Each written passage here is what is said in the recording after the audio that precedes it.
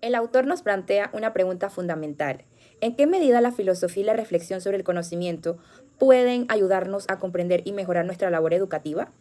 A partir de esta inquietud, se nos propone analizar los principios filosóficos que son los valores y fundamentos humanos de la educación, como la dignidad, la libertad y la convivencia, y los principios epistemológicos, que son las bases del conocimiento y la forma que enseñamos y aprendemos.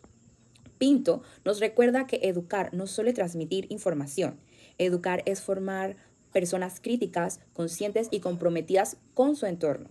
Por eso, el ser docente requiere una mirada integral, antropológica, ética, social y pedagógica.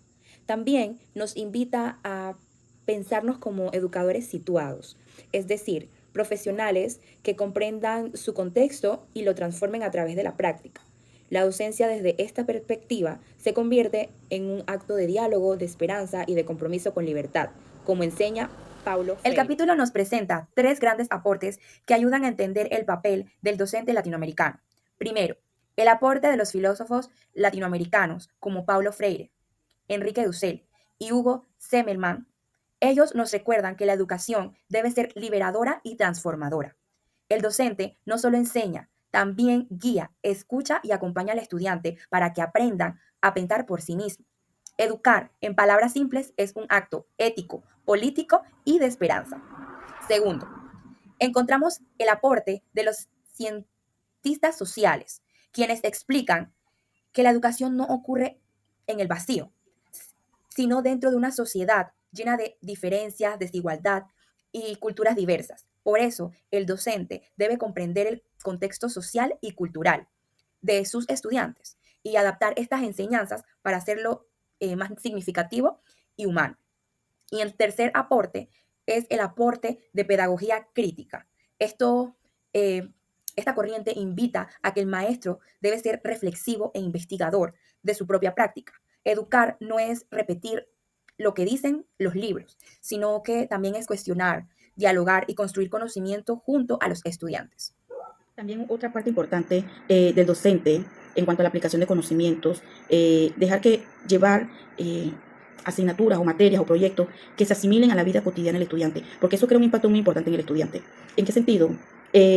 Un ejemplo de agropecuario, un ejemplo, donde el estudiante se le enseñe cómo es el proceso de siembra, cómo es el proceso para lo que es la germinación de una semilla, todo ese proceso, o sea, que ellos observen cómo es el proceso, eso a ellos le queda marcado de por vida. Ahí el docente está dejando que el estudiante experimente, que el estudiante observe, que el estudiante se pregunte y muy probable el estudiante cuando esté grande, él sepa, eso no se va a olvidar, porque el docente allí crea una experiencia, ¿verdad? Y cuando son experiencias que te motivan, cuando son experiencias que te llaman la atención, eso no se olvida. Por muchos años que pase, eso no se olvida. Entonces es muy diferente explicarle textualmente a un estudiante, esto es así, así, así, a dejarlo que él lo haga, a dejarlo que él explore, a dejarlo que él vea, que él sienta, que él vea ese proceso, ¿verdad? Tal vez a muchos nos pusieron en el colegio a hacer ese experimento y hasta el sol de hoy nos acordamos cómo se hace. Entonces ahí es donde vamos que el docente crea, el docente da las indicaciones y debe permitirle al estudiante crear esa enseñanza, crear ese aprendizaje que perdure para hasta cuando estén grandes.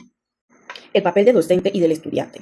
Es un proceso en donde el docente deja de ser un transmisor de saberes hacia el estudiante para convertirse en un mediador de conocimiento, ¿verdad? ¿Por qué? Porque la función del docente es guiar, es acompañar, es generar ambientes que estimulen el pensamiento crítico del estudiante. No solamente sería que el docente enseñe, sino también es como crear esa confianza entre el estudiante, que el estudiante se sienta en libertad de preguntar, de consultar y que el docente cuente también con el conocimiento necesario para responderle correctamente a los estudiantes. Entonces, como docente también hay que prepararse muy bien para cuando los estudiantes tengan consultas, ellos puedan responderle a cada uno de ellos. Pero esta parte me llamó la atención, en donde dice que el docente deja de ser un emisor, ¿verdad? Estamos acostumbrados a que el docente siempre sea el que transmita la información solamente y el estudiante sea un receptor, ¿verdad? Ese mecanismo el docente se debe cambiar para estimular lo que son, o exigirle más bien a los estudiantes que estimulen más su pensamiento, que estimulen más su conocimiento, que estimulen más su imaginación en cuanto al ámbito educativo. Dejarlo que ellos exploren, dejarlo que ellos piensen analíticamente cuando se les coloca un proyecto o cuando se les coloca un taller o X investigación. Capítulo 3. Sentido ético, social y político de la educación en Panamá. Este capítulo analiza la educación como una acción ética y política, ya que educar no es neutral. Toda práctica docente responde a valores y una visión de la sociedad. Se revisan 4 paradigmas: el de socialización centrado en reproducir normas, el constructivista individual que valora el aprendizaje autónomo, el histórico crítico que busca revelar desigualdades y el crítico transformador propio de América Latina que propone una educación liberadora. Como plantea Dussel, la ética por la liberación coloca al oprimido y su contexto en el centro del conocimiento. Por eso el docente debe promover justicia, diálogo y solidaridad. En el caso de Premedia y Media, esto se refleja en acción de la formación ciudadana, como en debates sobre temas actuales, de equidad, medio ambiente, derechos humanos, proyectos de convivencia escolar, participación democrática en el aula, y en sí educar éticamente es enseñar a pensar y actuar con responsabilidad social, preparando jóvenes capaces de transformar su realidad con valores humanos y conciencia crítica. López, y le voy a hablar de los saberes pedagógicos del educador situado. Un educador situado es un profesional reflexivo que construye conocimiento a partir del entorno en el que enseña. Debe dominar su área, pero también debe saber decidir, gestionar y transformar desde la práctica educativa y el diálogo. Estos saberes se agrupan en 4 ámbitos: organizar el currículo como práctica educativa y epistemológica, comprender los aprendizajes desde cualquier contexto y cultura, elegir las metodologías adecuadas que fomenten la participación, gestionar los recursos. Esto incluye administrar los recursos humanos, los recursos materiales y los recursos pedagógicos. En Premedia y Media esto significa planificar clases que respeten la integridad del estudiante, integren la tecnología y promuevan la autonomía educativa. Por ejemplo, en una hora de clases, un profesor puede permitir que los estudiantes seleccionen su propia metodología para resolver problemas.